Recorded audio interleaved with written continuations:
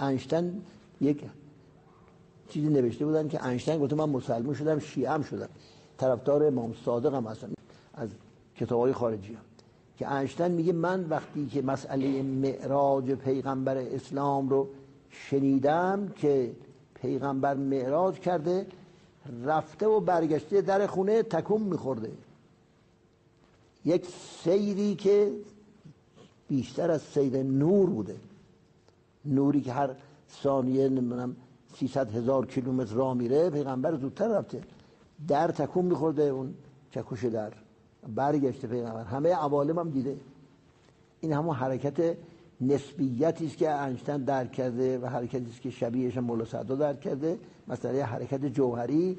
و حرکت جوهری حرکت مکانی به این معنا نیست که از اینجا تا اون برای خیابون 10 دقیقه طول میکشه، یک حرکت نوری بلکه حرکت روحی است، بالاتر از نوری است. این حرکت روحی رو میگه اینشتین، میگه در من روایات اسلامی و روایات اهل بیت پیغمبر دیدم، فهمیدم اونا همین حرفا رو قبل از ما درک کرده بودن.